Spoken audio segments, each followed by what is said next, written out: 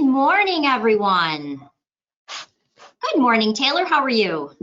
I'm good. How are you doing this morning? I am doing good. I'm excited to see a little bit of sun starting to break through. Yeah, I know, right? Finally, it's never consistent lately. That's a true statement. I feel like lately I have a lake I've never had lakefront property, but now it's kind of feeling like that when I look at my backyard. So Yeah. Our water tables are really high in our yard right now, so we've had some septic issues and stuff like that. So every day I look and I see it's raining. I'm like, okay, this can stop now, please. I know it is. It's a little crazy. So actually, it's kind of loud. I'm going to go ahead and shut my door here. I'm at the office. It's not, I love when I'm at my home office and I can control the noise, but actually I'm somewhere else today. All right. Well, I am adding some handouts to the GoToWebinar panel as well. So just some cheat sheets. And as a matter of fact, if you haven't joined us for a webinar before, what happens generally is I'll take the first half and Taylor will be manning the questions. So feel free to jump in with any questions today.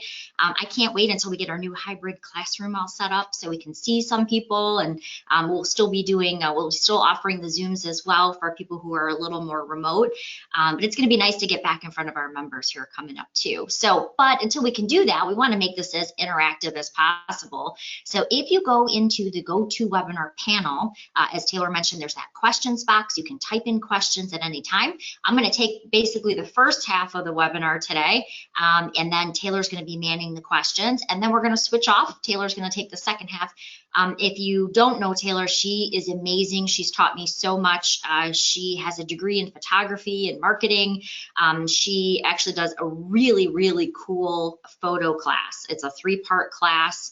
And as a matter of fact, I was lucky enough to take her photo field trip, which is like the 3rd class, where she actually critiques your shots.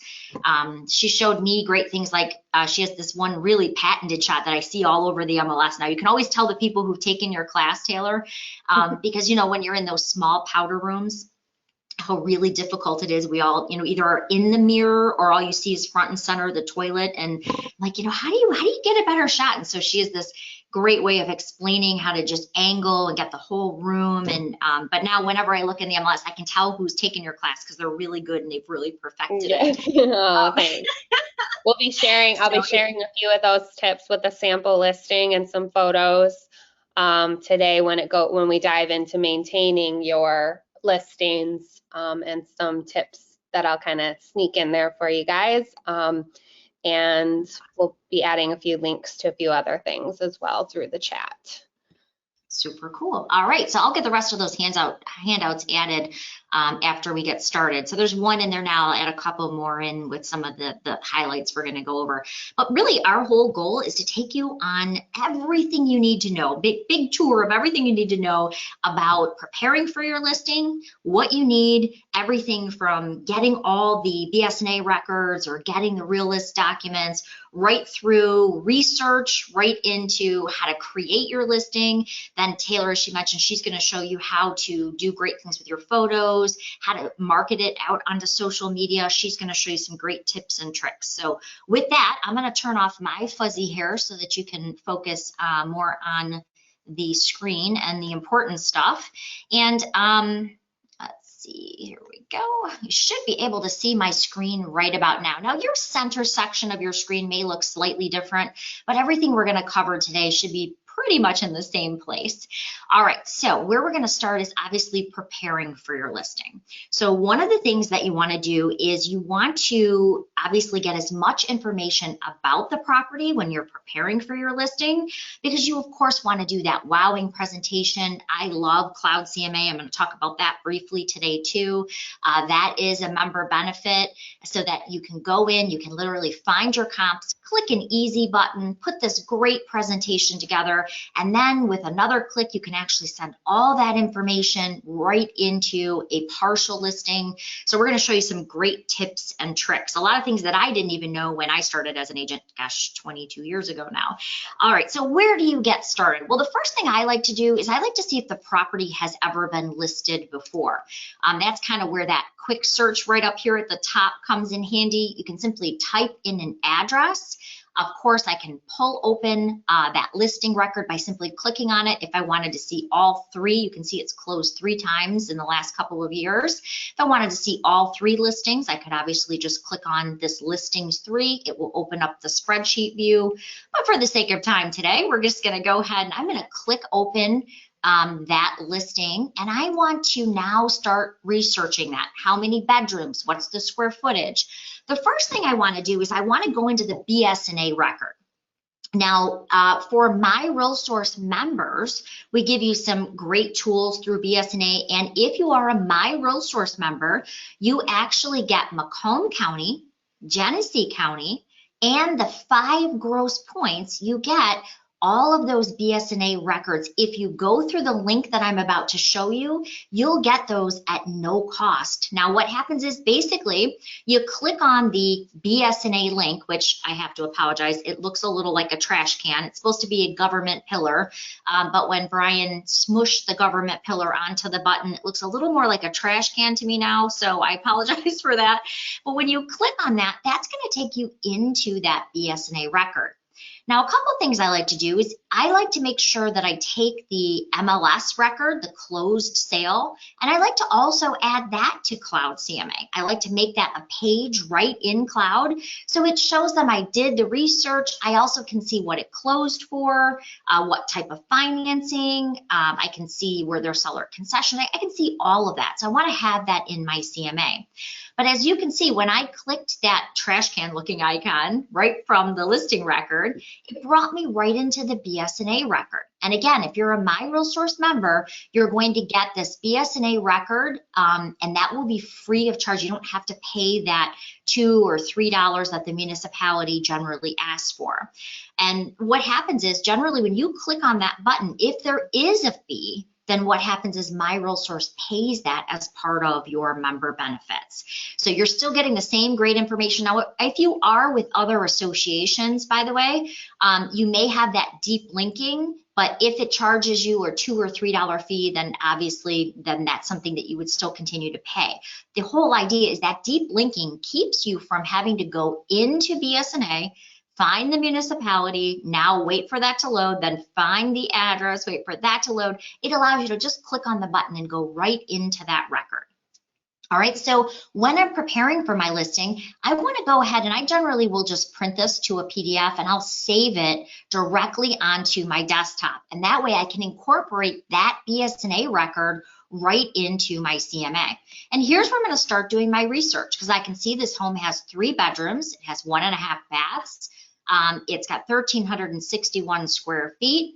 A lot of the BS&A records now also will show if there's an unpaid water bill. It'll show the water record of when they paid it. It'll show property taxes. I recently had a client who had $7,000 worth of unpaid property taxes. And I was able to see that and properly net that out, because when she was selling a $100,000 condo, obviously that $7,000 was going to be a big swing. So when you go into the BS&A record, it allows you to see what's been paid, if something hasn't been paid. And I also like to include that into my CMA too.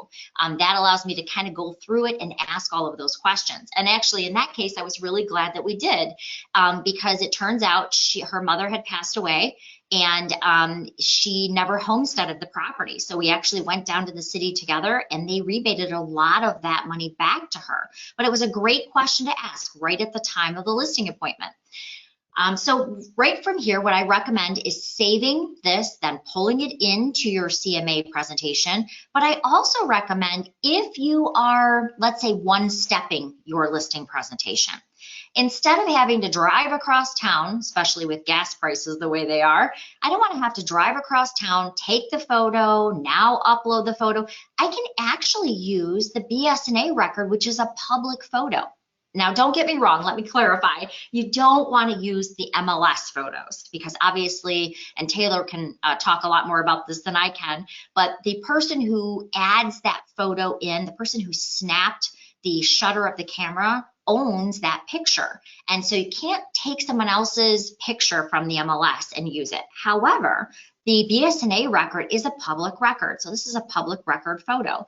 So what you can do is if you wanted to have a great cover for your CMA, you can blow up that photo, simply save it to your computer, and now I can use that as my front cover on my CMA, which we're going to look at in just a couple of moments. So again, really easy to access that BSNA record. I want to have it in there because it's going to allow me to start pulling those proper comps because I can see how many bedrooms, how many bathrooms, things like that. But now I also want to check the realist record. And for those, now, not all associations provide realist. If you're a MiRealSource member, you have realist under this red icon right here. So I want to go into that realist report because every once in a while, you'll find a discrepancy that maybe the MLS says one thing, but the tax information says something else.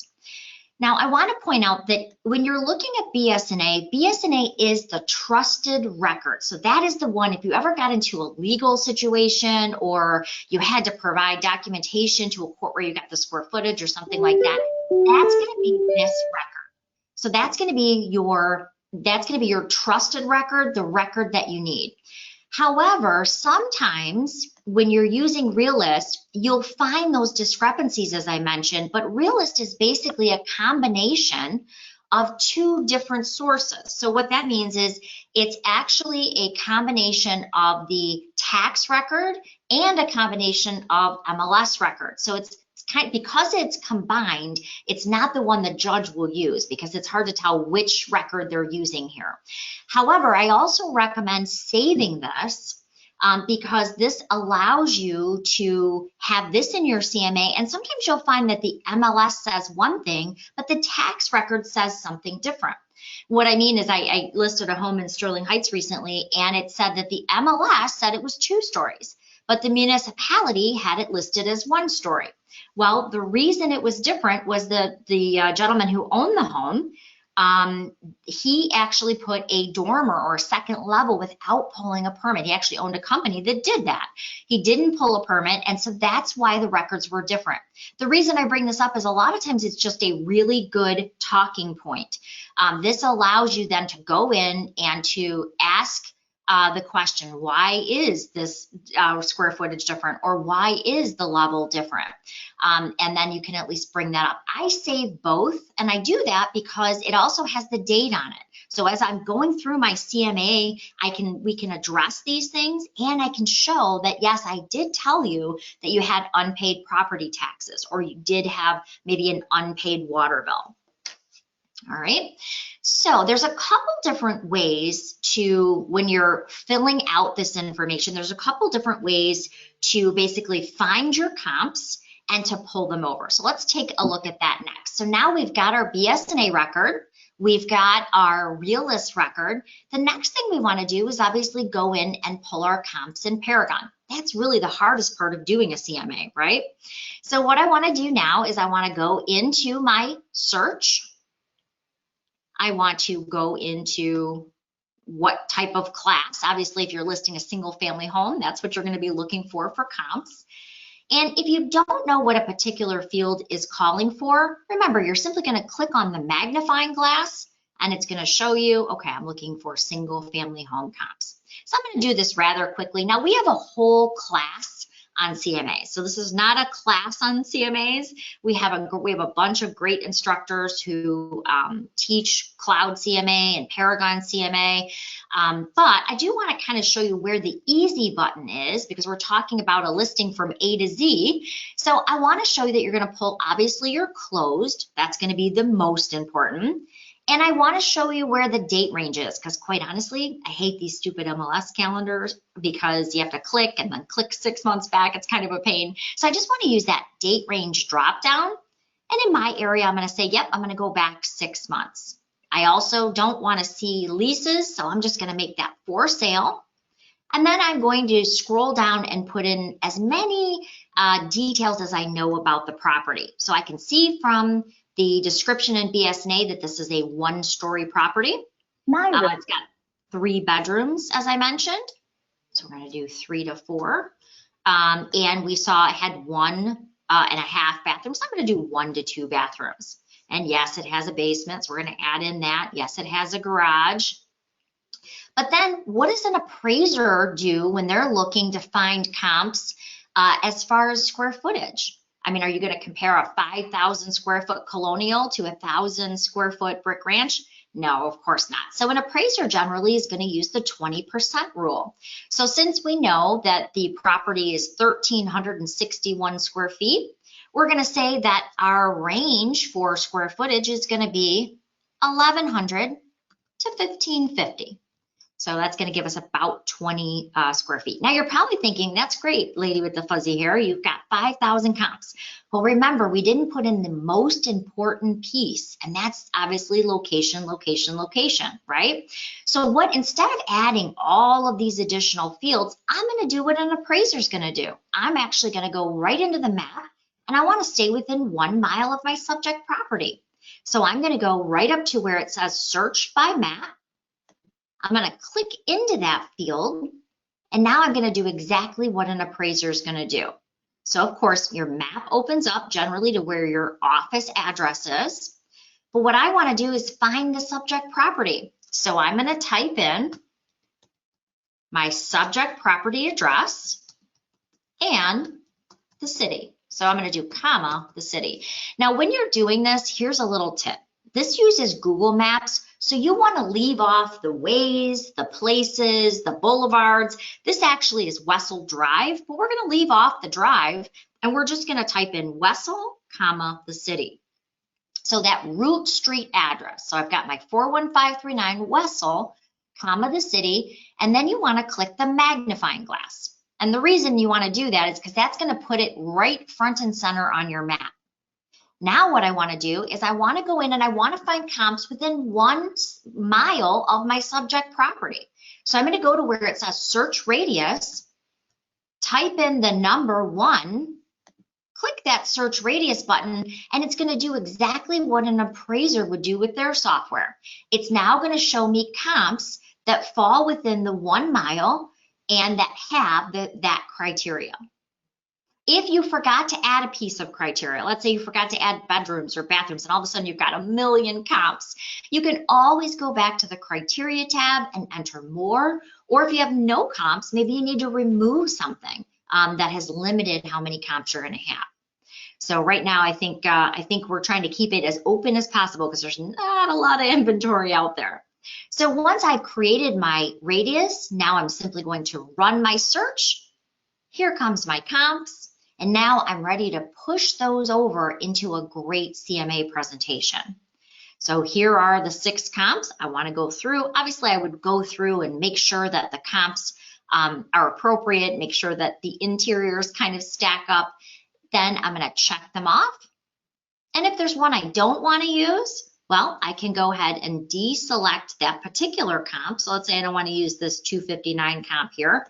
I can deselect it, hit checked. And now the magic button. How do you take all of those comps and load them into your CMA presentation? The easiest way to do that is go right to this plug where it says actions. It's supposed to be a plugin. It will take all that great information and load it directly into Cloud for you. So now I'm going to click that Cloud CMA button. It's going to take all that great information and it's going to load it right into the Cloud program. Because I don't want to do all of that, fill all of that out right now. I kind of want to just show you what Cloud does and what type of presentation. They actually just released a new live version, which auto calculates the difference in square footage, bedrooms, bathrooms. It will show them why something may have closed for more or less.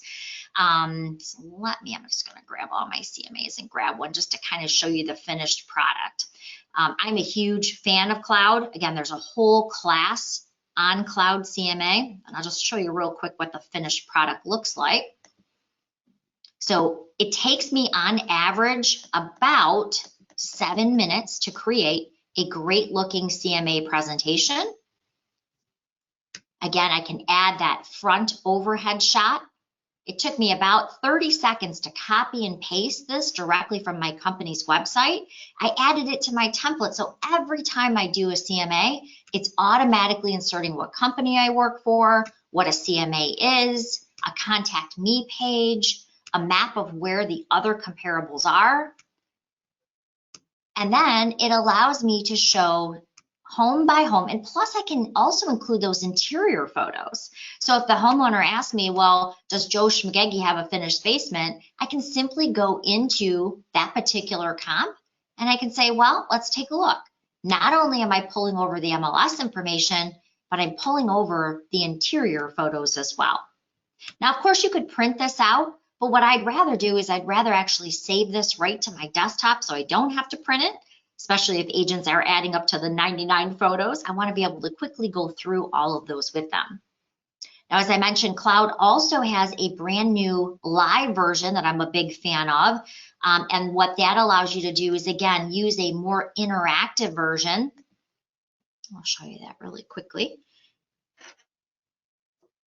And that's going to allow you to show them why maybe a home sold for more or less, but it also allows you to use that interactive map. So I'm just going to kind of show you. So this is the new live interactive version. If I want to go into those comps, I can go right into the comp. Here's my subject property that we just did on 41539 Wessel.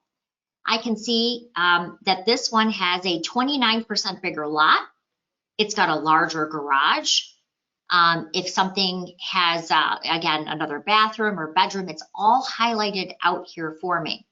But then you know what happens? Usually your seller right about now says to you, well, Colleen, Joe Schmagegi on the corner, he said he closed yesterday and he got $250,000 for his house. Well, maybe you did your CMA 3 days ago.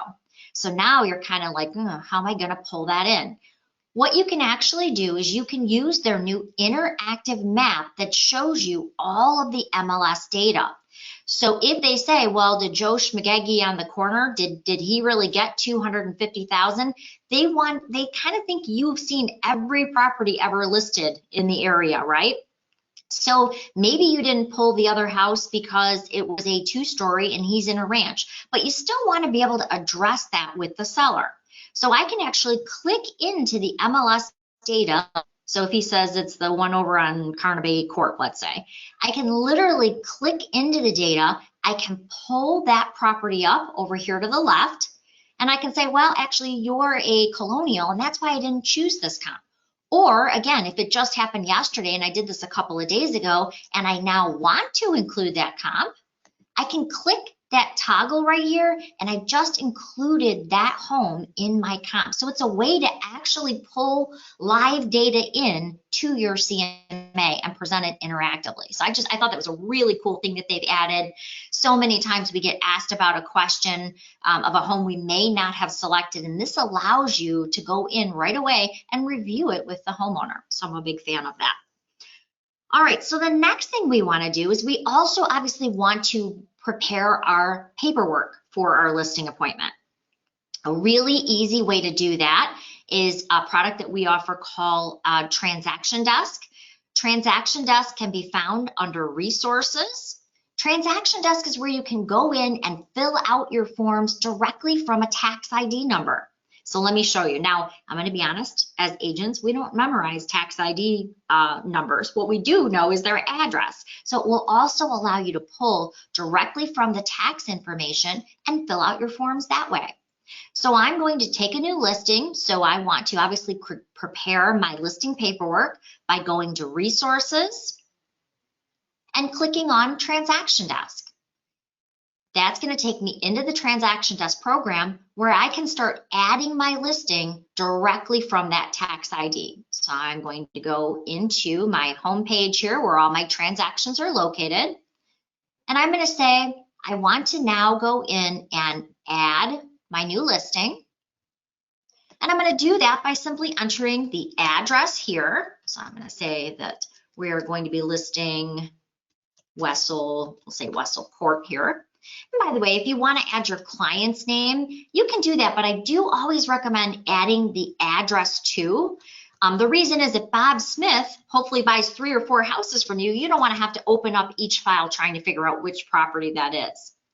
The second key to making your paperwork go much smoother is to actually just click on your template, your listing packet, if you will, And again, if you have a brokerage, if you're a broker on this call, what I would recommend is setting up your company listing package. That way, all of the forms that you require drop right into place and they all start auto-populating. As you can see, I picked that I am using my listing package. So therefore it says, okay, you must be the listing agent. But now how do you get that tax record information in there?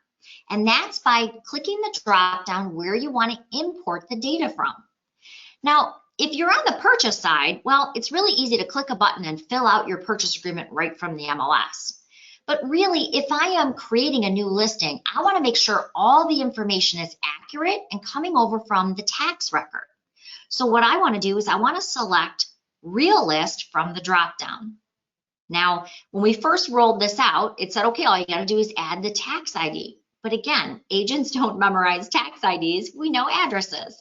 That's where you're going to use the magnifying glass to the right here. All you want to fill in, and this is really important, all you want to fill in is 3 fields because it's kind of Google-esque. The more information you put in, if it's not exact, it may cause an error and it won't find the property for you. So the first thing you want to enter is the county, just the street number, and then the route street name, meaning that, again, this is Wessel Drive or Wessel Court. I'm just going to enter Wessel and then click Search Tax Data. Immediately it found that property. I'm going to select it and I'm going to start my transaction right from that tax data. And it's going to do some cool things for you here.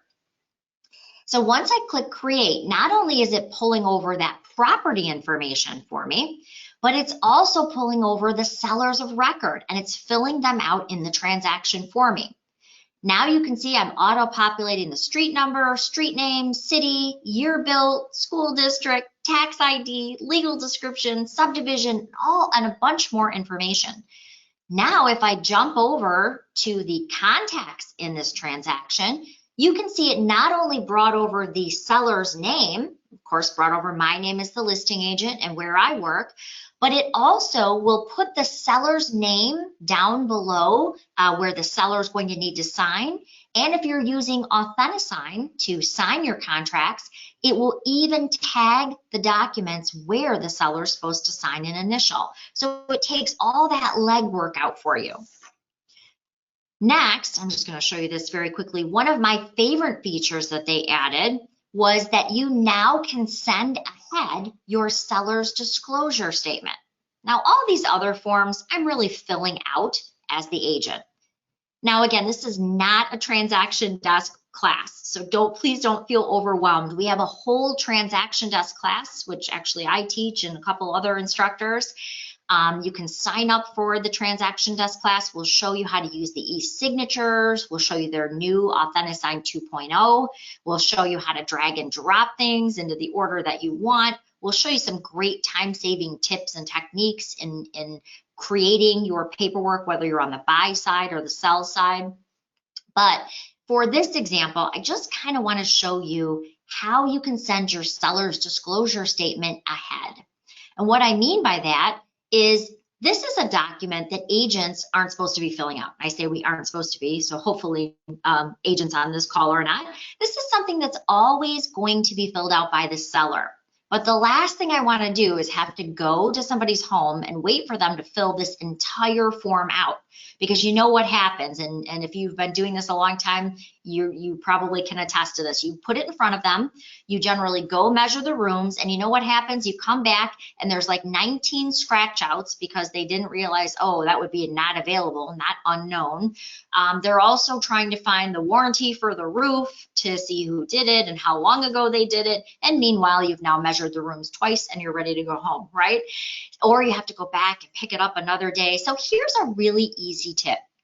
If you go up to File and Send, you can actually send this document to someone's email and they can fill it out right in their email.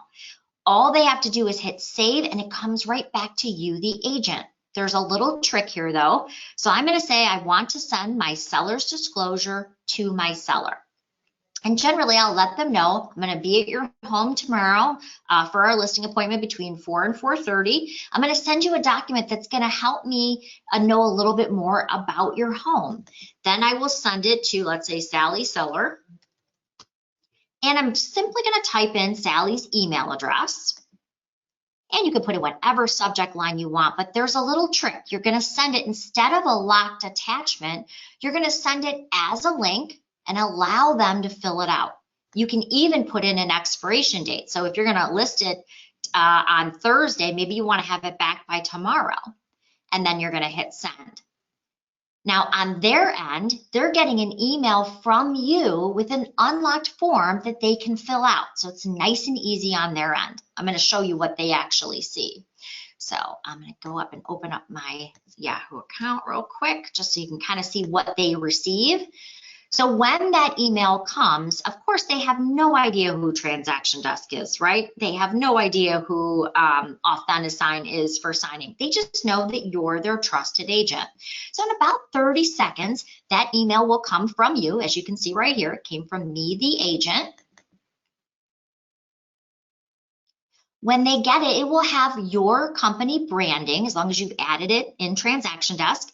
It'll have your contact information. All they have to do, and there's some brief instructions that there's a form for them to fill out. They click on the form, and it's going to open it in an editable format, a nice, easy view for them to use. So let's say, so we've just got it as the seller, and let's say they make a mistake. They're like, oh, I meant to put no. They can make a change without having to scratch anything out. They can go to each one of the form fields. They can fill the information out. If they make a mistake, they can also change it. All they have to do to get it back to you is hit save. Once they hit save, it's going to notify you, the agent, that they have opened and completed the form. And they can also print a copy for themselves or download a copy as a PDF to their computer. This allows me then to take it along with me on my listing appointment, or they could even sign it in AuthentiSign. All right, so a lot easier than having to go all the way back. And as you can see at the bottom of my screen right now, I, the agent, was actually notified that Sally Seller has opened and completed the form. Now it's right back in Transaction Desk for me. Another great feature that we've added into Transaction Desk here, and I'm just going to jump over to it, is the data sheet. The data sheet, if you're filling out your data sheet and maybe giving it to your office admin, well, that's great too. But what actually happens in that case is you're basically filling in all those fields of information, and now you're handing it over to an admin and asking her to rekey all those same fields you've just added. So an easier way is to use the upload. Now, kind of think of it this way. When I am going on a listing appointment, there's usually a couple things I don't know yet. So I auto-populate what I can from the tax record. Then I go in and fill out the additional pieces that I know, but I usually don't know what the final listing price is. I also don't generally know at this point what the features or all the features of the home are. A lot of times I don't know what the room sizes are. So I'll fill out as much information as I can, but here's what I really like. On the data sheet, I love how the features are open front and center. They're really easy to read. I think much easier than in Paragon. I can go down and check off all of the ones that apply. And then I can do this. I can upload this over to my office admin. So it basically creates a partial listing that an office admin can go in and finish on your behalf. Or if you're putting in your own listings, it allows you to go in and finish it as well. So if I click, and I'm not going to fill all of this data sheet out, but if I click this upload listing button, what happens behind the scenes is it actually creates a partial listing. So if I go into Paragon and I go into my partials, I can see everything that I've pushed from the data sheet or created as a partial, if you will. The idea is if your office admins, some offices don't allow agents to put their information in. So if your policy at your office is that your office admin has to finish off the listing just to make sure there's no errors or fines that would be assessed, your office admin can see your partials.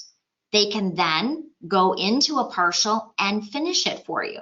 Or if you're just finishing, if you're putting in your own listing and now you want to add your photos and finish it off, when you log into your partials, it'll show you each one of your partial listings.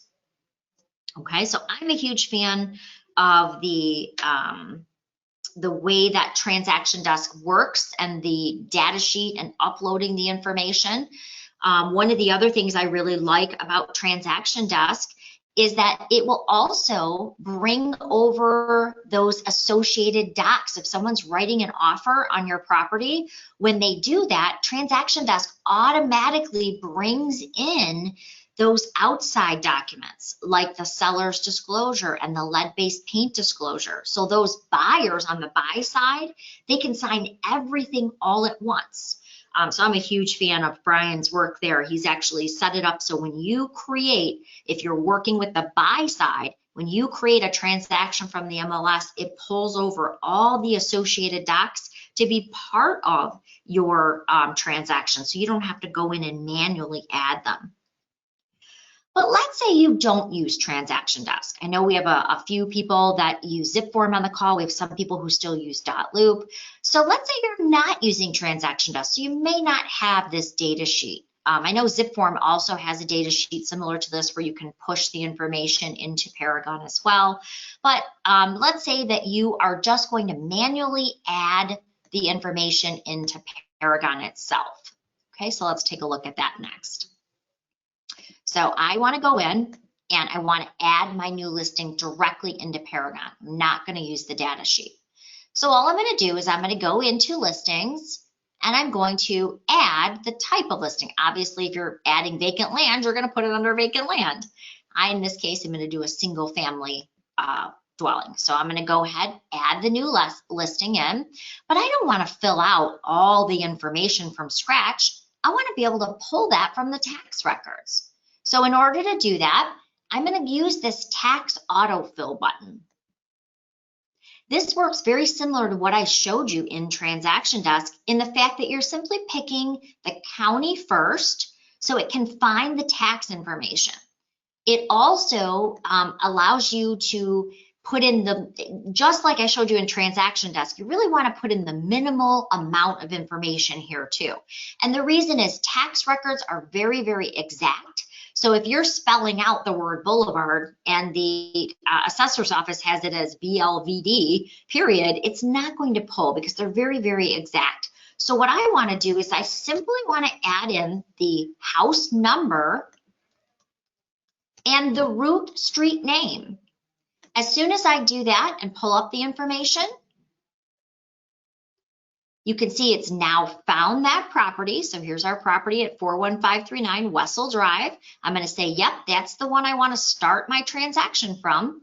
I'm going to do the autofill button, and it's going to show me what it's going to import into my listing. So if there's something, for instance, that I don't want it to import, I can deselect it, and it's not going to pull in that value. In this case, everything looks right to me, so I'm going to go ahead and hit save. And now it's starting to import all that information into my new listing. So when I go to the property information, you can see it's filled out the address, the county, the mail city, the state, the zip, the subdivision, all of that's now coming over. Year built, the acreage, the lot size, things like that are all auto flowing. One more important note, you do want to make sure that you're validating the map, that you're actually looking where that property is located. Because more and more IDX sites these days are allowing consumers or buyers to search with their fingertip. So if your pin is off, let's say the pin's off a little bit and it's in the middle of Dodge Park over here, well, if they're searching in this neighborhood, they're not going to be able to pull it up. So it's really important to validate that your map is in the right place. Now, sometimes it's hard. Like in a map like this, it's kind of open. How do I know I'm right on that particular home?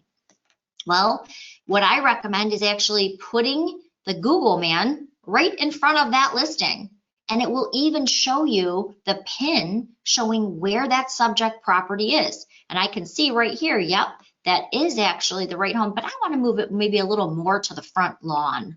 So now I've got that properly pinned right in front of the house. So when people are searching with their fingertip, well, they're picking exactly where that house is. All right. Hey, Colleen, there's a question about transaction desk. Can you explain that, maybe the difference between ones we vendor and our members as to what tools they get or where they could find transaction desk getting started?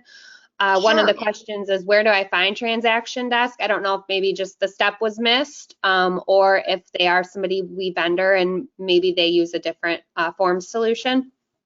Sure, that's a great question. So that Taylor brings up a really, really good point. We now vendor 9 different MLSs across the state. I was shocked to find out that there are 34 MLSs in the state of Michigan. And thanks to our data sharing, we now have 97% of the entire state in our home database. So meaning that you can use whatever association you belong to, you can go in, you can see more information thanks to data sharing.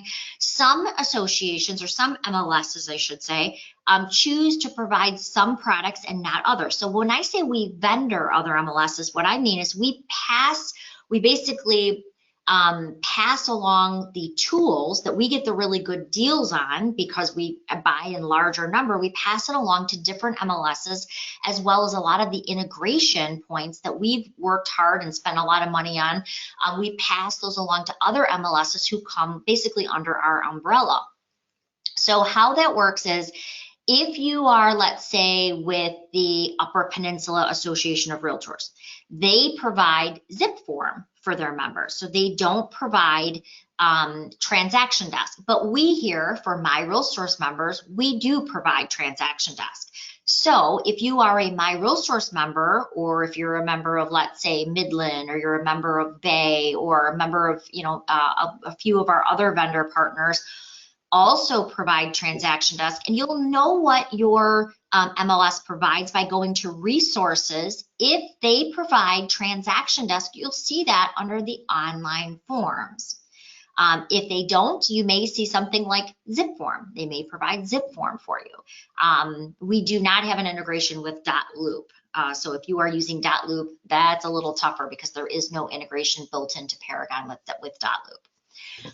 All right, so it's a really good question. Again, if you are a MiRealSource member, you're going to find transaction desk right under online forms. And if your association provides transaction desk, that's where you'll see it, right under resources and the online forms section. All right, there was another question, Colleen, about once your listing is set up, which I know we're getting to that step, but just setting it up and showing time where they would go to at least set that up. Sure. You know what? Actually, we'll cover that at the end. So Taylor's going to show you how to do some really cool things with the photos and advertising. Then once the listing is set, I'm going to show you how to go in and add those showing instructions. That's a great question. Lastly, before I turn it over to Taylor, I want to show you how to quickly add in your disclosures, because of course, adding your photos, adding your disclosures, those are key steps. As a matter of fact, that's why we don't allow you to take it directly to a live listing. We want you to add those photos, add those disclosures first, because let's face it, if you made the listing live before you added your photos, and what I mean is, a lot of people don't know this, but if we allowed you to take the information from the data sheet and just make the live listing without adding the photos, well, that's of course how it goes out through like the Collab Center, the RealComp portal, other prospecting sites, if you will. So what happens with buyers today is they want to see the photos. So if there's a listing that goes out without photos, they generally aren't even looking at it. They're going on to the next listing. So that's why we want to make sure that you add your photos and your disclosures and then make it live. That way your listing is live right away. Another thing that happens if you do it in that reverse order, let's say that you, and I've done this, I hate to admit it, but I've done this, where you hit the save button, you get all excited, you get your listing out there, and then you're like, oh, I forgot to add the photos. So you go back, you add the photos 5 minutes later. But what was happening to me and many others, is photos kind of work like a bus. And let me explain why. So let's say somebody's looking on Zillow, you added it, you added the listing, you hit save, and now 5 minutes later, you went back and you added the photos. It could be up to 24 to 48 hours before those photos actually join the Zillow record, and here's why. IDX sites work like this. They constantly are pulling the text information. So our agreement with Zillow, for instance, is that in 15 minutes, that text, if you change a price, you change your comments, then that has to go over. That's really easy. They simply, 15 minutes, they pull that text information. However, photos are high resolution. As a matter of fact, Taylor's going to share something really cool with you in a couple of moments about that. But photos are high resolution.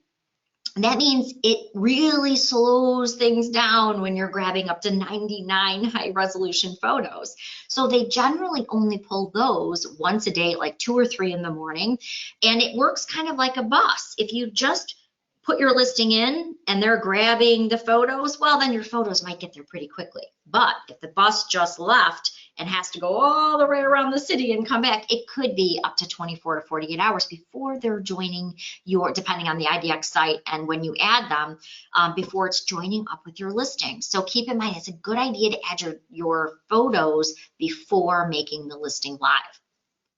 But what about disclosures? Very easy to add property disclosures. And by the way, if you're listing a condo, do us all a favor, or even a site condo, do us all a favor.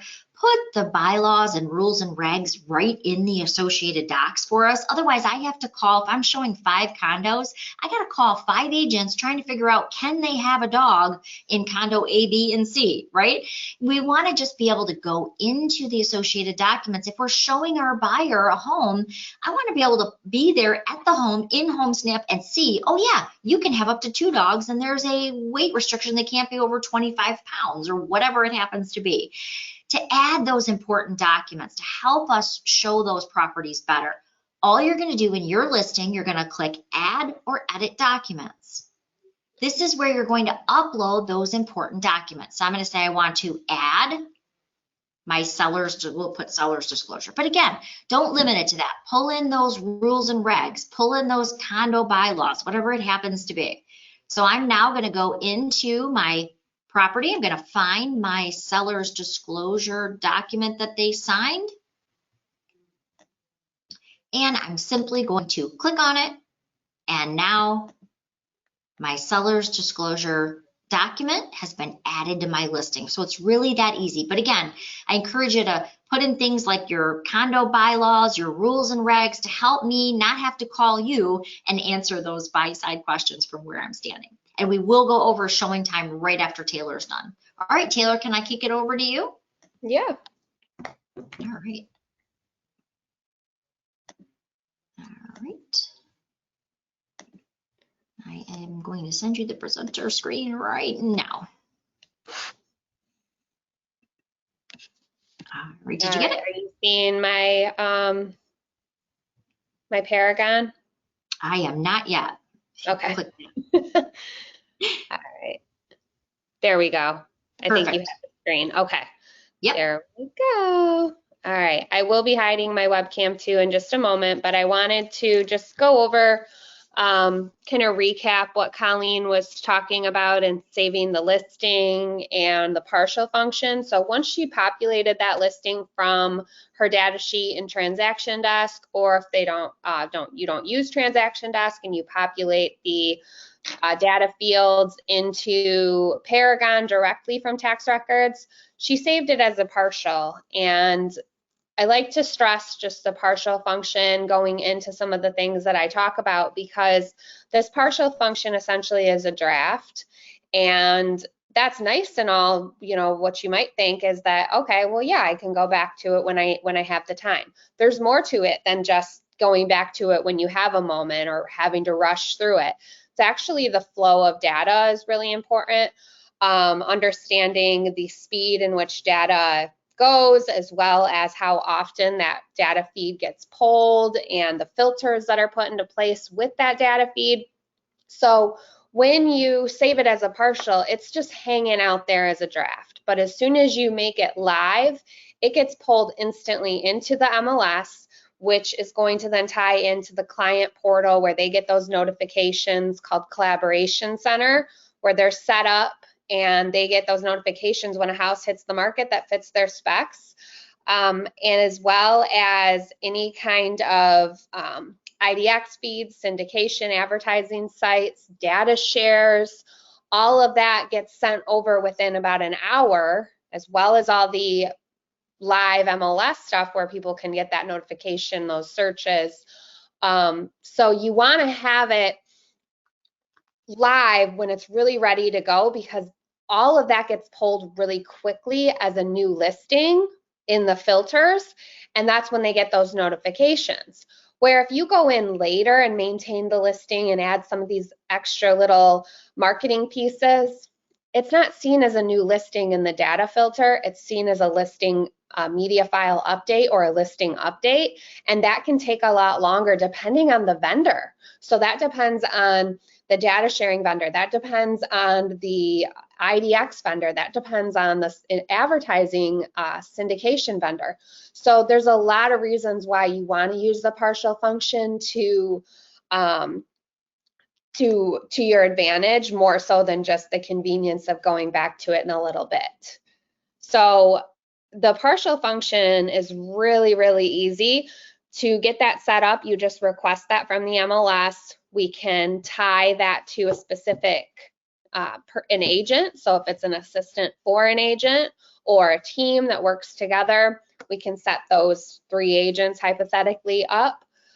We also have an office broker level admin control that you can do, and or just, you know, a certain admin for a group of agents. You can do that too. So to see how it works, I'm in as myself right now.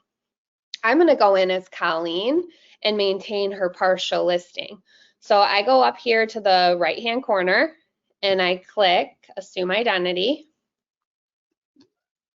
If I have access, let's say I am an admin to my brokerage, I'm going to have access to all the agents within my brokerage. If I am just Colleen's assistant, then I can go in and I'll have her as an option that I can then go in and assume her identity. So now I'm popping in as Colleen. This is really nice because the system is able to track that it's Taylor, not Colleen, but I am doing everything as Colleen on behalf. And then Colleen can be doing something totally different without any kind of password sharing where we're going to get kicked off or time limits or anything like that. So you can do what you need to do as the agent, and the admin can help maintain your listing as needed as well. So I'm going in as Colleen. I'm going to go in and maintain one of her partials. She sent over some photos to me.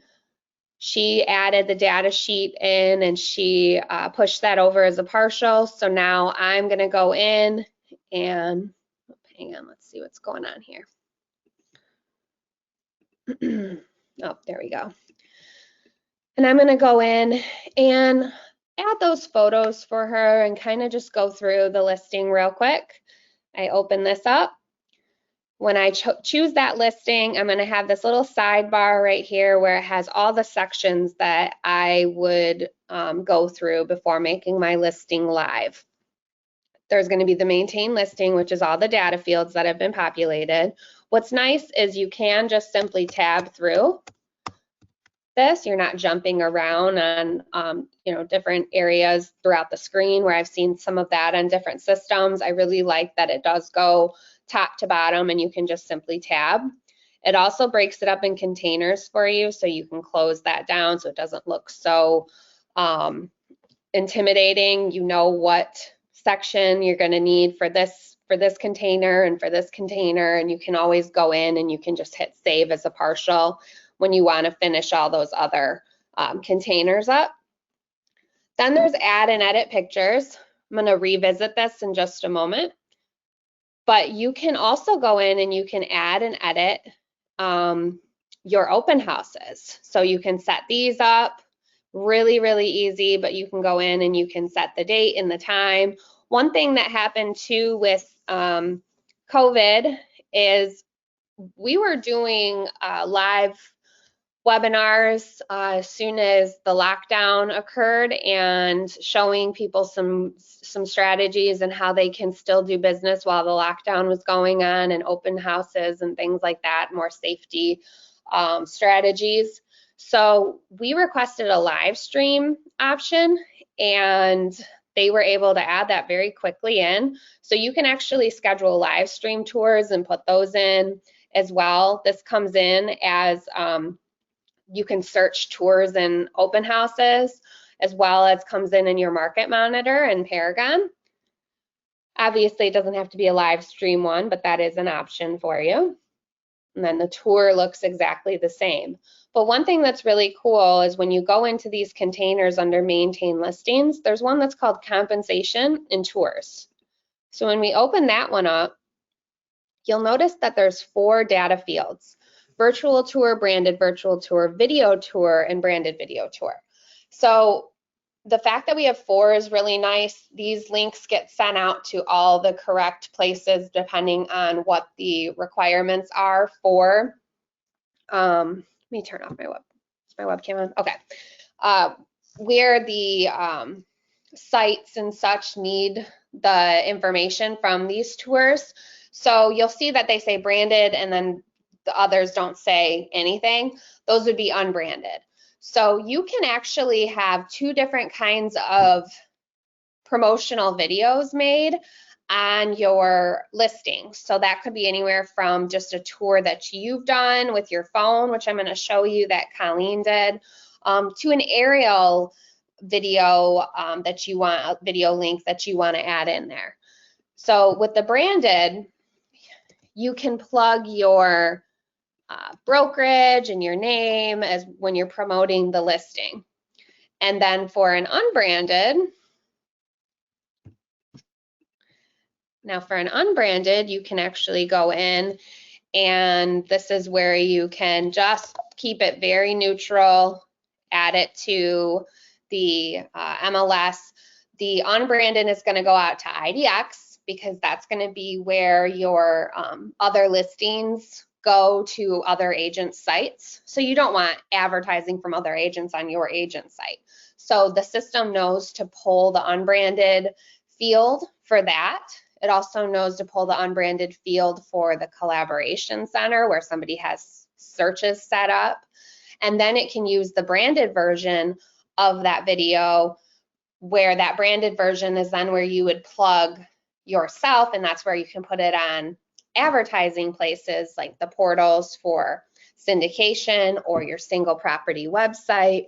And that's where you can put that all on social media and do things like that that you would like, which I will be showing you shortly. So a lot of agents have been doing more promotional videos from Matterport style cameras where you're navigating. It's a very immersive virtual tour essentially, where you can go in, you click this link and navigate through. I would say aerial videography and photography is probably the most popular, and a lot of agents are just doing that. They'll get a branded version and an unbranded version from their videographer, and that will then display on the single property website in all of those places that it needs to go to. But what's really cool is you don't even have to just do that. You can go in and you can actually just create your own video like what Colleen did here. This was just a little extra something that she did during the beginning of the pandemic when there wasn't as many tours that were either allowed at the time or going on. People weren't wanting to tour as much.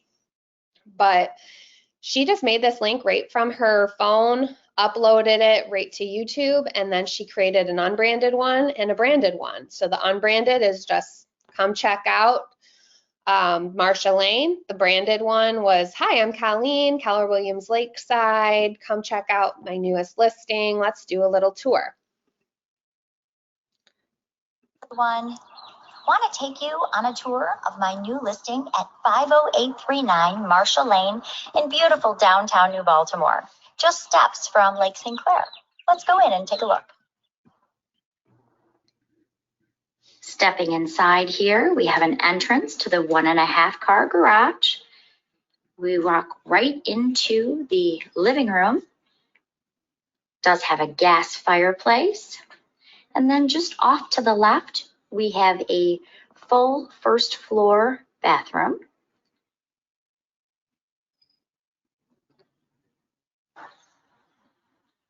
And we've got a nice spacious sitting area. The homeowner did a fantastic job of keeping it nice and neutral. So Colleen did a wonderful job, as usual, promoting the property, just talking about some little features in the home and kind of how you would just experience it going through the home as a normal tour anyways. So you have options here, whether you work with a third-party videographer service or you just do them yourself, and then make sure you always request a virtual branded one or a branded one and an unbranded one, and you can put both of those. Could be the same exact video, except one promotes your brokerage and you, and the other one is just really neutral. Or just create your own. So when you add these links in, those will then display on all those proper channels, depending on, you know, that data feed and where they're going. Are there any questions about those tours or branded and unbranded links, Colleen?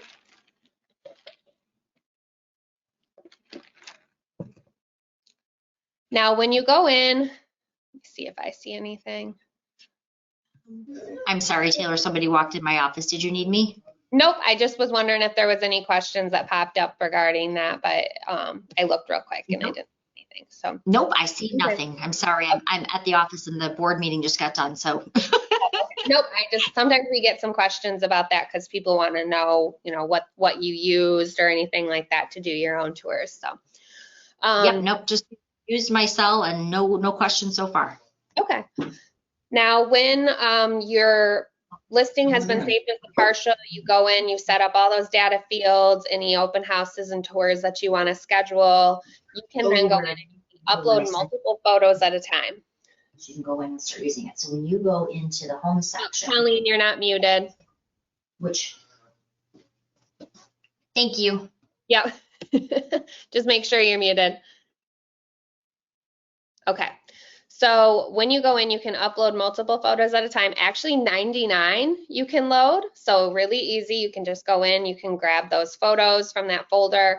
One tip that I suggest in my photos class is, depending on how you share your listings or you take your listings, there's a lot of different strategies. So whether you're working with an admin or you're doing this yourself, there's third-party programs that you can use to host your photos and give somebody access to them.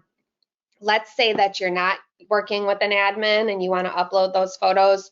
Archiving, one thing that I do recommend is, you might take 100 photos, but you're only going to use 30 of them or 40 of them.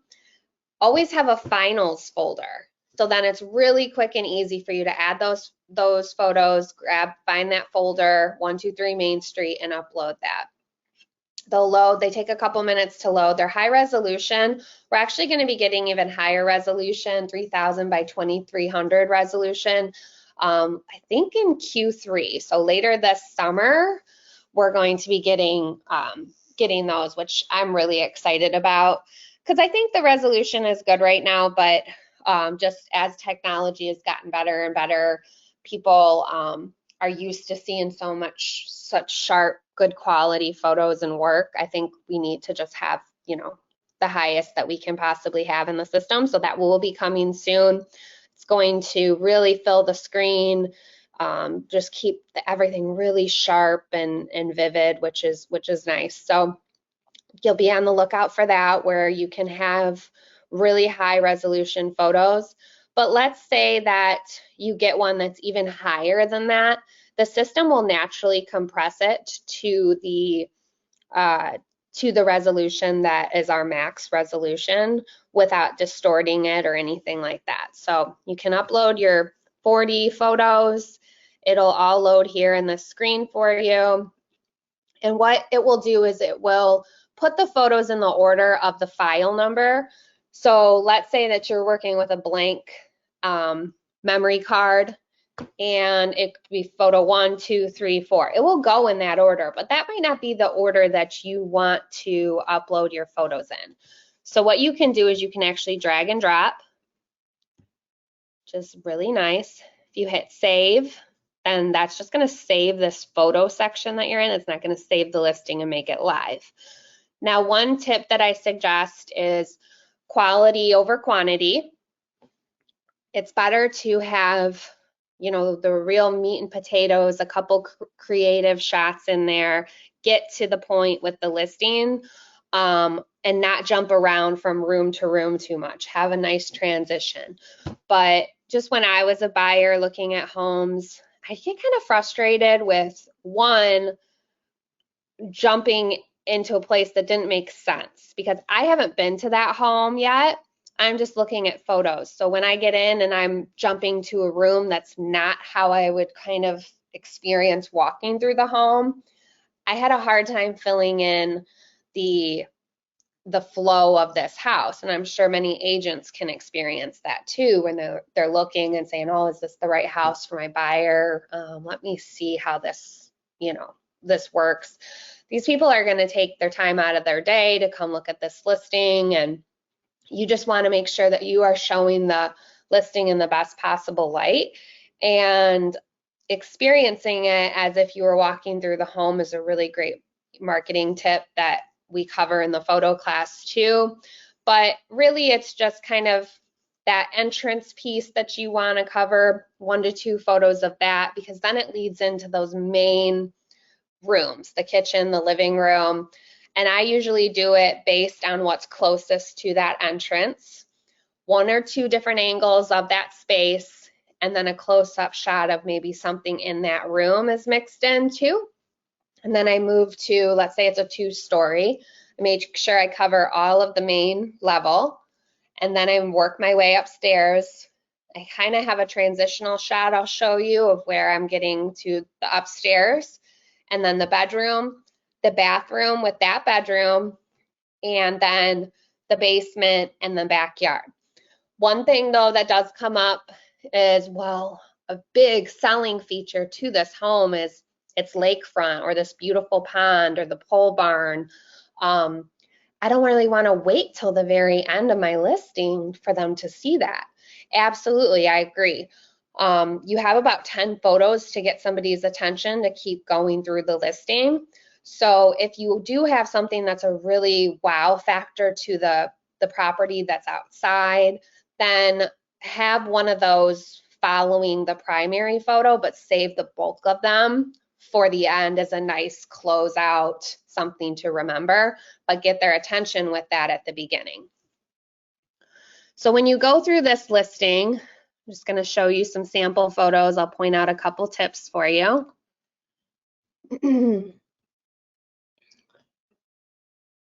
You're going to, this photo does a great job. This is an aerial photo, as you can tell, unless, you know, Colleen was a giant, which she wasn't. But you can go in, you can get a little bit of sky, a little bit of yard, and the full front of the home. You do not want to just have, you know, the cropped version of the front of the home. You want to really have that whole space, give it a nice balance between sky to yard to home. Now, I went in through this as the mudroom entrance because I just really loved the mudroom. And I went in and I added captions and descriptions. So to add captions and descriptions, you kind of see that experience where it slowly scrolls up. If you put your cursor down there, and it can slowly scroll down. It's transparent, so you can still see through it a little bit. And you can actually go in and you can add these captions and descriptions right here where there's this little pen. You can rotate it. You can crop it. Now this is nice because sometimes things sneak in that you did not intend to be in the photo. You missed it the first time looking through them. You can go in and you can just easily crop that. And then the rotation is nice because if you do take photos with your smartphone, the phone changes the orientation as you upload as you take the photo. So as you're looking at the screen. So occasionally you might get one that uploads upside down. So you can go in, you can fix that orientation just by clicking that red pen and changing that orientation really quickly as needed. Now to add the captions and descriptions, you're just gonna click on the photo. It'll say add label. You have 25 characters for your label. This is just a really, at a bare minimum, you should be adding your labels where you're just pointing out the space, because another experience I had is I'd get a quick shot of the kitchen at the beginning and then somebody would jump right to that master bedroom and it was like, wait, where did I go? Is this the master? One time I even had a listing just jump right to a kitchen and realized that the kitchen that was part of this, I found out later as I was scrolling through, was the small little basement kitchen. It wasn't even the main kitchen. So adding those labels is really good on top of the flow of your photos, of course. 25 characters there, 255 in your description. So you can write a couple sentences. This is where I'll show you guys, but this is where I just kind of promoted living in this home and that experience and telling that story as if you were there in person and saying, oh, like, look at this nice island. This is great for entertaining. Mudroom, wouldn't you love to have a mudroom where all your kids' backpacks and coats and hang your purses, briefcases. So I like to add those little descriptions there to tell that story as if I was there in person and pointing out some of these things that as they're scrolling, they see it, but you're really painting that picture of that experience. And you know what? Yeah, that would be really nice. Another reason to use the descriptions is it is a nice transition into the home. So sometimes in these descriptions, I'll show you, I point out where this half bathroom is in comparison. So I have the office space right here. Home office on the main level near the living room, a nice space to read, relax, or work from home. I think in the half bath one, oh, maybe I didn't. I think one of them I mentioned that there's a half bath near the office too. Yep, home office that's connected to the short hallway and half bathroom. So I can use this space. I've used this space to describe that relation and those transitions, but I also have used it to really promote that property. So let's go in and scroll through a few of these so you can see that experience. So here's a mudroom shot, an extremely useful mudroom with custom built-in bench, hangers for backpacks, purses, briefcases, and more.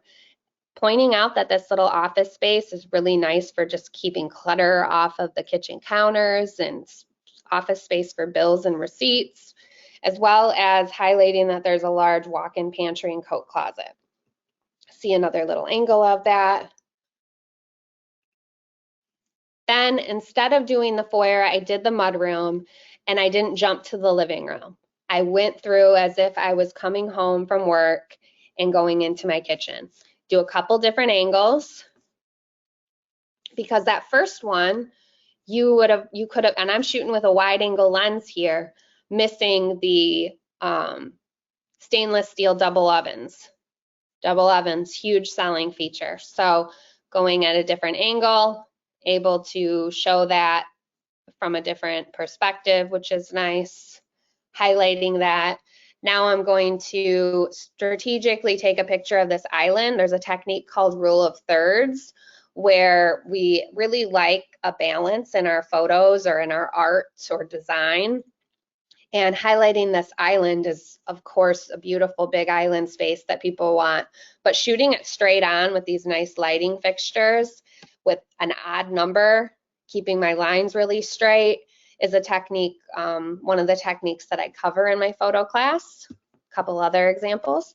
Then I also like to incorporate, as it fits for the home, some close-up shots that are something that is in that room that I'm photographing. So we just did the kitchen and the island.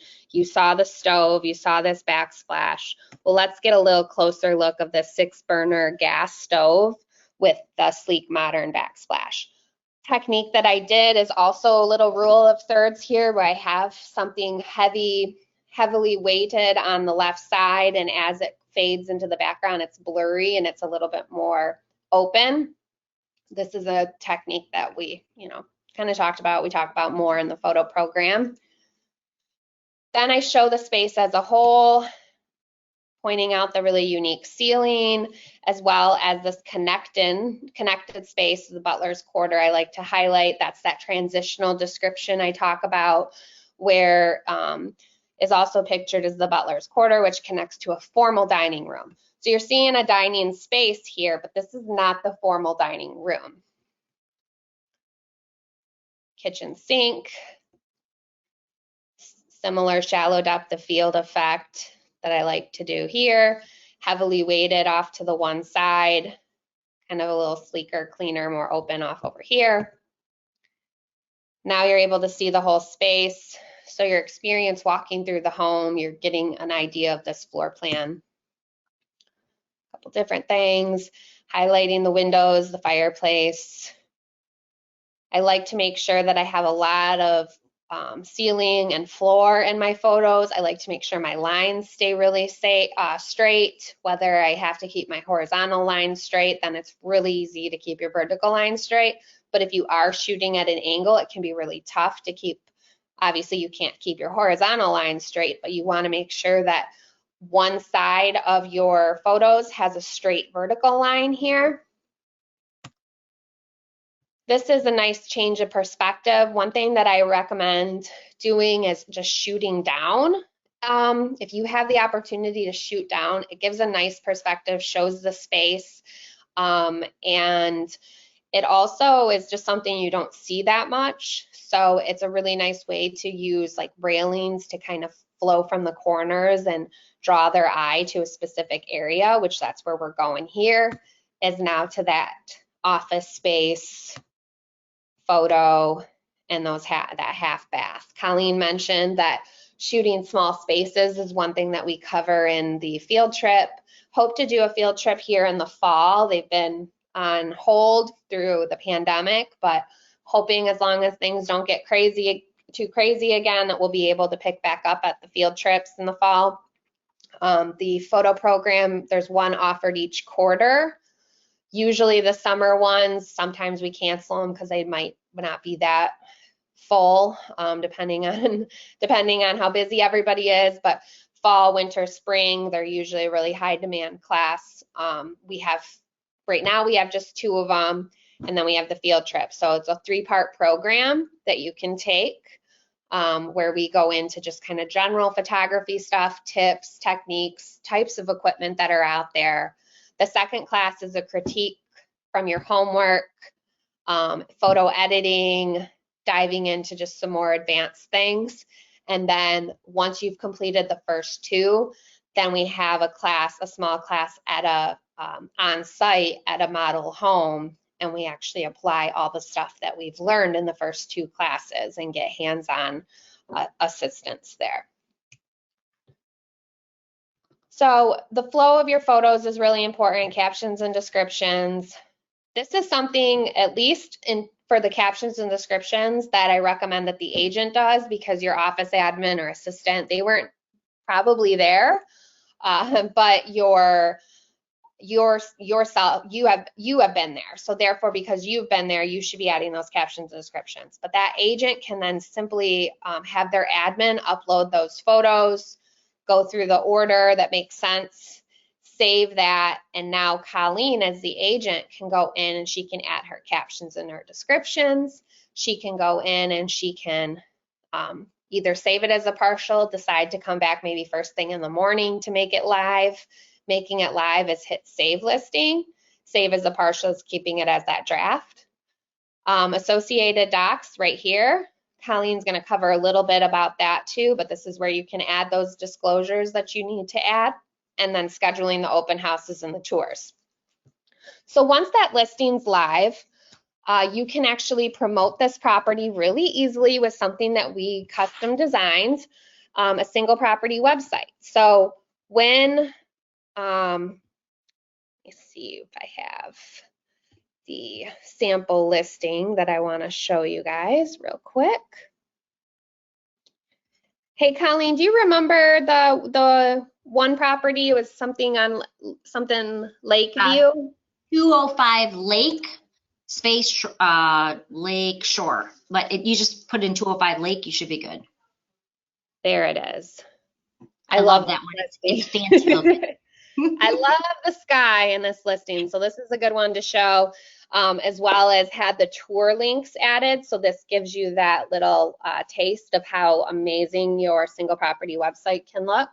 So this one is a live listing, and once it's live, you will be able to promote it on single property websites on 2 platforms. One is our single property website that we've custom designed. Now, this single property website we designed because seeing so many agents just excited about a new listing or a listing that just sold and they want to promote it on social media. And with that, they were promoting on third-party advertising sites that didn't even have their name next to the listing. It was all the way down at the bottom. There was advertising from other agents that paid for advertising on your listing. They also, it would also have promotion of other similar properties. While this single property website for the agents to use is only marketed, only promotes you, and it only markets your other listings. Now, if you don't have any active listings, that's fine, but it is going to show your other pendings and your other sold. So you don't have to worry about more advertising from other agents sneaking in from other listings. This is all your listing. So once you go in, you're just going to click that little quick action link that's a house with a check mark. Go in there. They can request a showing right from this website. They can go in, they can look at the gallery of the photos.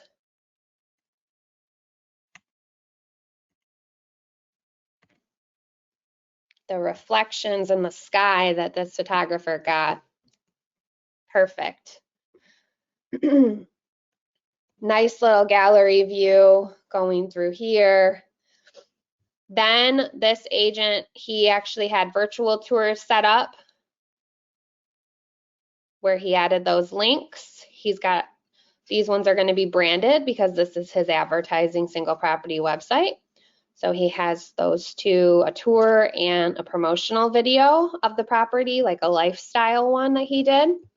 Pulls in your public remarks, breaks it up into little nice icons. Icon-based stuff is really on trend right now, where the main stuff that you want to know about that property, and then all the rest of the public data fields that are relevant, a map view, and then the lead capture forum is there too, and your profile information, as well as the branding of any other promotion of any other sites, and all branded and geared right towards you. There's also this little contact one that they want to just jump quickly to that form. It'll take them there.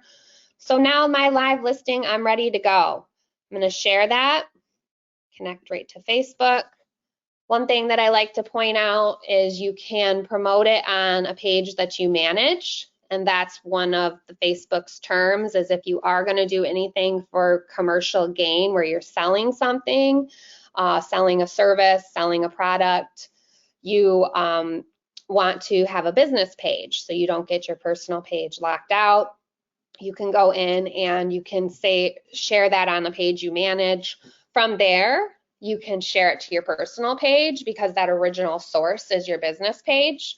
But if you're just sharing stuff to your personal page, you're really missing all of the extra boosts and advertising. You could just toss $10 to really promote in that area if you want to just highlight that post that you did of anybody that follows you, or similar pages that somebody else might follow, and they'll see that listing.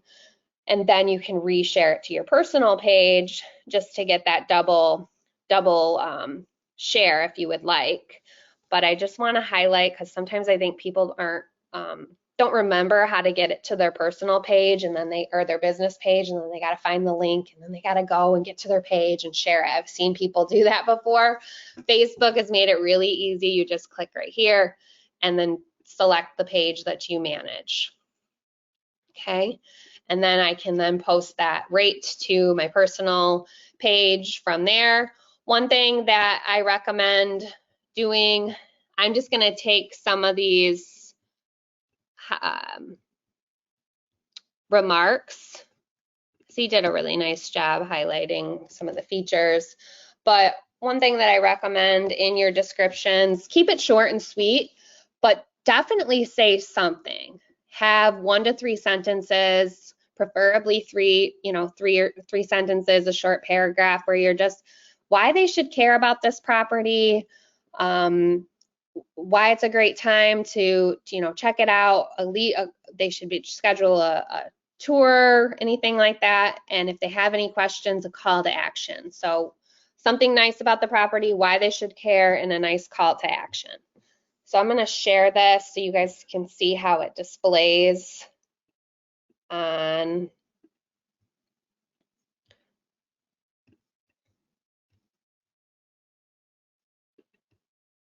your friends. Okay.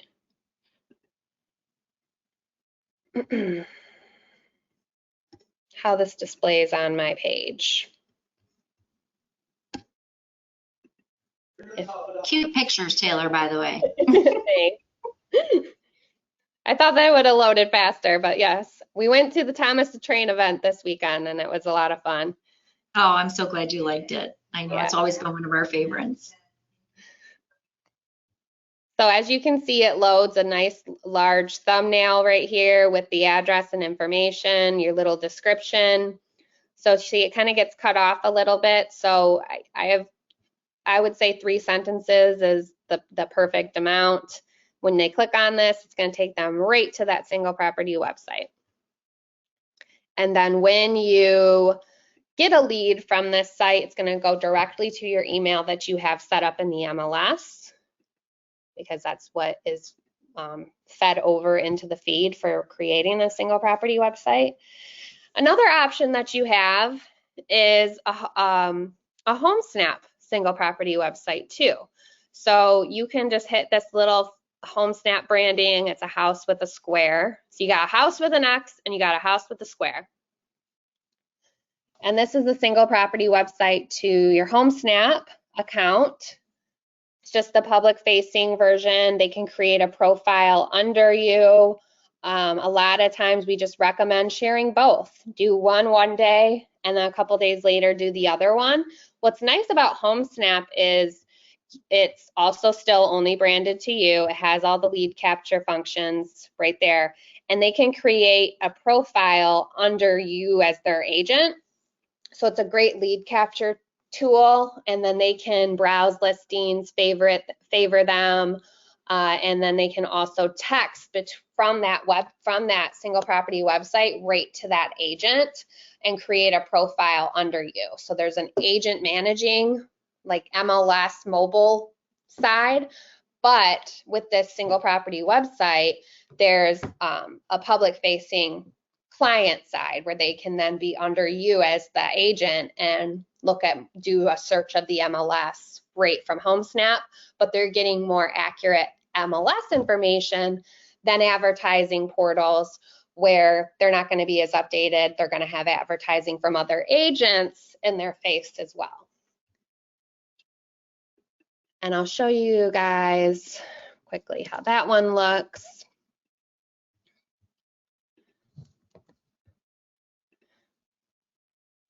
It looks really nice too, not as big and beautiful as a single property website.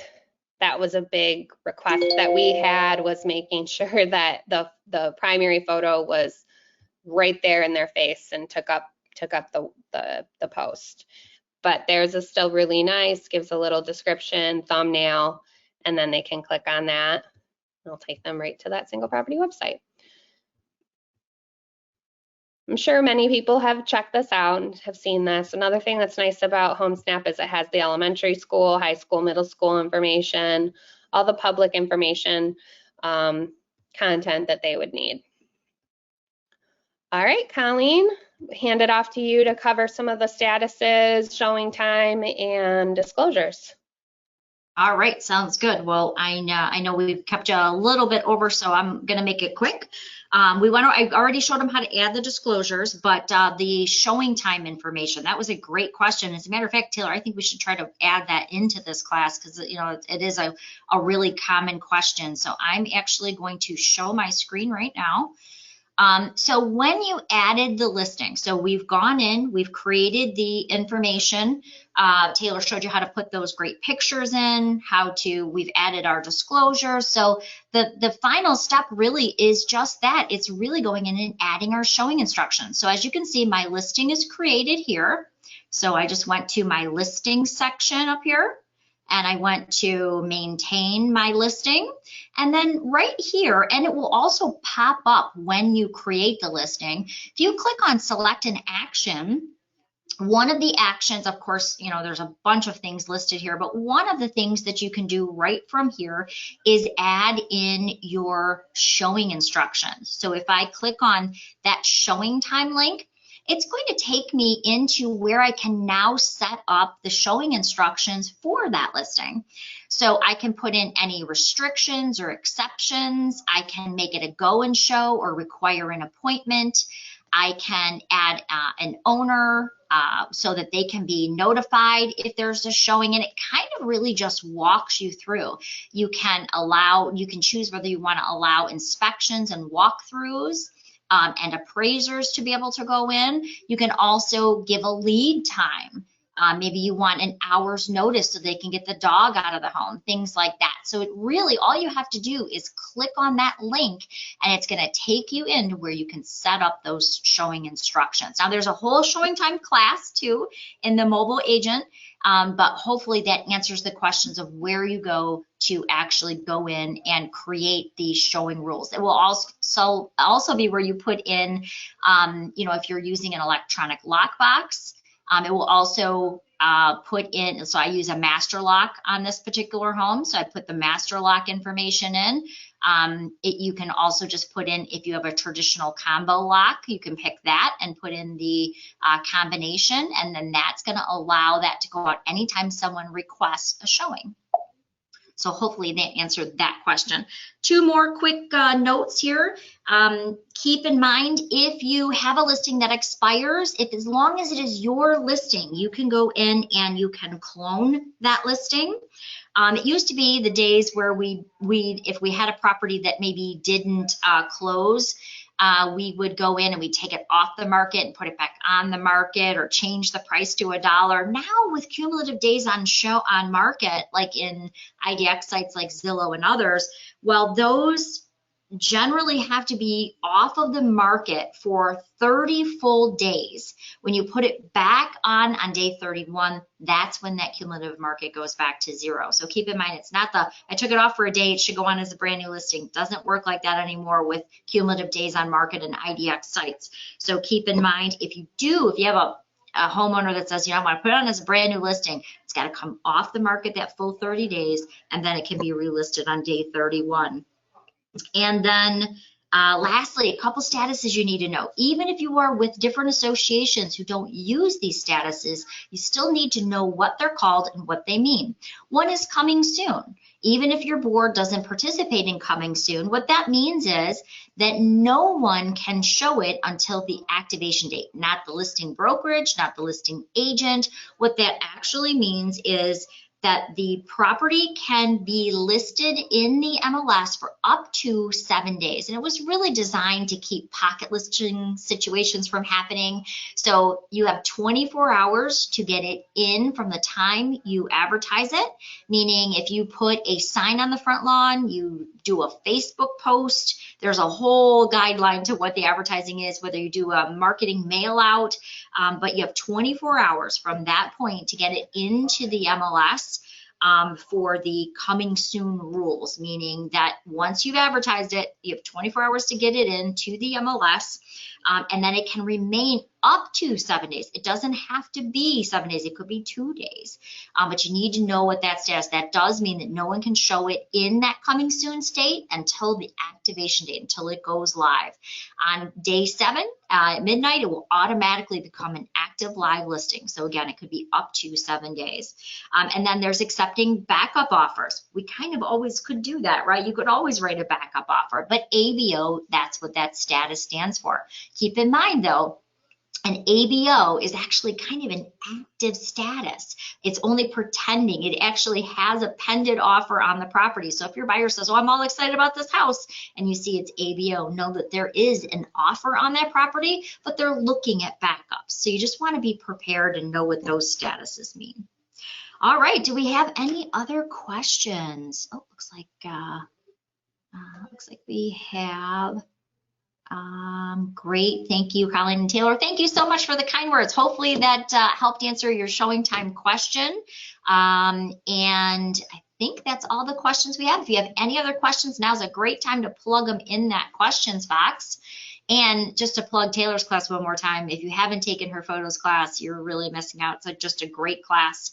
And I know she's going to have some photo classes coming up in the near future. So yep. I don't see any other questions. Wanted to let everybody know that I added some important links to the chat. Just, not anything you have to have, but something to check out. Subscribe to our YouTube channel. You'll get notifications when new content is added. It's usually something's added at least every week, whether that's a recorded class or a helpful tip, or we do online events where we have special guests that join us and cover topics on our Mixing It Ups. So I added the link to that, our YouTube page. You can hit subscribe there. I also added specific playlists to this class. So you'll see this recorded class uploaded within a couple days, as well as past ones that we've done. And then I added a playlist to our mobile agent class that Colleen mentioned. So because there were some questions about showing time and we did show Home Snap, you can actually watch the recorded Home Snap class with showing time in our mobile agent class. So there's a whole playlist on those recorded, as well as we'll have live ones scheduled too. And then Colleen closed with the 2 statuses. And we have a podcast episode where we talk about the two statuses. So I added the link to that podcast recording that you can just open on your browser if you want and listen to that from your phone or right from the computer and listen to those, because she does a great job with our CEO describing the rules with these 2 new statuses, some pros, some cons, and I think that it's a really great way to just educate yourself on those statuses that are relatively new. Absolutely. Well, Taylor, I thought you did a fantastic job. Thanks for letting me be your wingman today. I appreciate it. Wingwoman, I guess it would be. You did a great job too. Sorry, I rambled a little bit there at the end. I didn't realize we were running over, but I like to share some tips in case you can't get into my photos program. But be on the lookout for those. We should probably have one towards the end of summer, early fall, just to lead into the field trip. So. And I'm so sorry when Maria McGuire came in asking a question, I did not realize I was not on mute. So I apologize if I disrupted the flow there. It was really quick. I caught you really quick, but it was fine. All right, everyone. Thank you so much for joining us, and check out some of those links, and we'll see you in future classes, hopefully. All right, everybody have a great day and happy selling. Bye. Thank you. Bye, Colleen. Bye-bye.